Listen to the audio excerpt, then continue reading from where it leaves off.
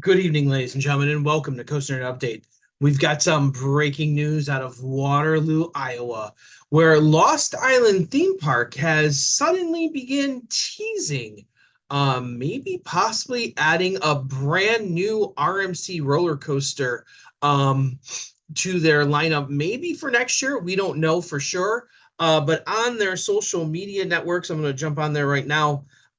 Recently, they've been teasing some little stuff here and there. So last week they posted a video of them asking guests at the park some questions about this hot sauce that they had. So they have this bottle of hot sauce, and they were going up to each guest and asking them whether or not the hot sauce, they would let them taste it, and whether or not the hot sauce would hit them like a moose or hit them like a raptor. Okay, obviously a reference to the two RMC models, the single rail Raptor and the brand new Moose coaster that RMC showed off at IAAPA a few years ago. But I don't believe anyone has a Moose coaster yet, to my knowledge. There were some rumors of somebody getting one. I'm not positive if someone built it or not. I don't think they did. Maybe someone did. I don't think anyone did. But so they're teasing an RMC coaster. There's been some other little references here and there on their social medias as well. So the question is, are they installing a brand new RMC coaster? And I wouldn't see why not at this point. That people seem to like these models. The single rails are a pretty solid ride across the board. I've been on Railblazer, Wonder Woman down at Fiesta, Texas, Jersey Devil, and then Wonder Woman out at Magic Mountain.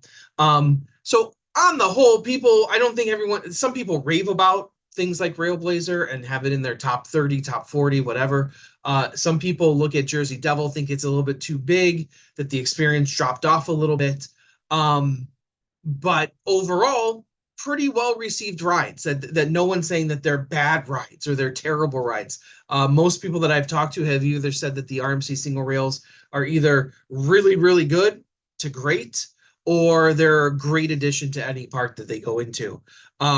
So it'll be really interesting to see if Lost Island gets a brand new roller coaster for next year, and even a Moose coaster. Now, I have not been to Lost Island as of yet. It's only 4 hours away, but I was targeting next season as my first trip out there. And the main reason why is because a lot of their rides have a higher height restriction. Now with the two kids and stuff, I have to keep that in mind. That if they want to go out and ride stuff, that it has to be of the certain height. And a lot of their stuff has a little bit higher height restrictions. So I was hoping to get out there maybe next year with the family to see what's going on. Currently, Lost Island only has 3 roller coasters. They have the SLC. I'm trying to find its name. Sorry. Called Nopoku Air Coaster. Now, everyone I know personal friends who have been out there and said that the theme park is really amazing. Very not attended yet, but we're hoping to change that here. Hopefully get the word out about the park to get people to get out there and visit, because everyone has been there and said that the theming has been really awesome. That when some of the trees start growing in, it's going to be a beautiful theme park.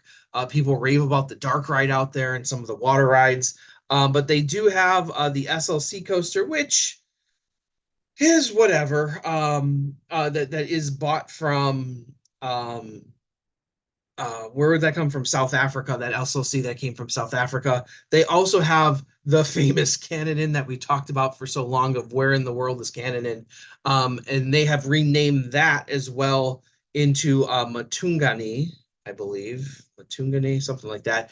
However, when I was looking about Lost Island last week to see if I was booking a trip this year or next year, it did say on the website that ride is down for maintenance. So I'm not positive if that ride is causing them some issues there. I'm not out there on the ground to see how often that ride is up and down, for service. So that is a concern to me, because that is kind of like their headliner right now. That if that ride is down, yes, it's a great park, but it's not one that you're going to draw people from other places to get out to ride an SLC. And then, of course, they have a Wacky Worm that they bought from SBF Visa, brand new one. So for coaster wise, if the old Cannon and the new Matugani is down. That causes some concern. So maybe they feel that they need to bolster their collection here. The SLCs are universally hated across the board. So not a whole lot of people are going to be traveling for that. Now a whole lot of people will be traveling for the Wacky Worm. So if Cannonin and Matugani is down, maybe they feel they need to put in a single rail to get people out there, to get people into the park. Maybe they feel that they need a moose coaster to try and bring more families out to the park, like my own. And I don't know what the height restrictions on the moose coasters were. I know they revealed it at IAAPA. I don't know if they ever got into what the ultimate height restriction would be. I can go look it up real quick here. But overall, I think the park needs something to set itself apart. Now, I don't know if a clone single rail um, will bring people to the park. It might bring people from Iowa into the park where they'll be like, oh, hey, look at this. So it's the Wild Moose Coaster. I just looked it up. It's very compact, steel structure. Um, you know, I'm trying to see if there is a height limit.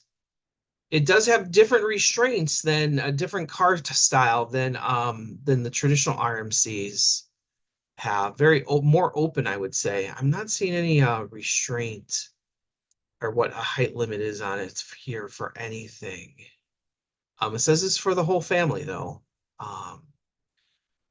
I would find it hard to believe that it's 36. I'm guessing it's probably 42 would be my guess. Let me see if I just type in height to Google. Maybe that's just easier. An overview length. So generally speaking, for the wild moose, you're talking about a 47-foot high coaster, top speed 35 miles an hour, a little over 1,200 feet. Uh,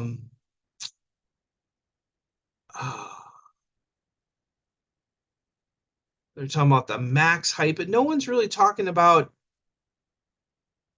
the height of how tall you would have to be to get onto the ride, which is a big deal. If you're going to put that type of coaster in, that number is a big deal. You probably want it around 42 or under. If you're going to really call it family coaster, once you start hitting 48, you can go anywhere and get 48-inch rides. And you can basically ride Millennium Force at that point. So I don't know about what's going on there, but it'll be interesting to see what they ultimately do. I could see them going either way on this at the end of the day. Trying to bolster their coaster collection with maybe a custom single rail. That'd be really awesome. Putting in a Raptor style single rail or something that's already out there, one of those styles like Railblazer or even a Jersey Devil. I think that might be a little bit too big. Or putting in a moose coaster, a wild moose coaster. So we shall see. We will keep you up to date on everything going on at Lost Island Theme Park. This is a park that we all want to see succeed and do well.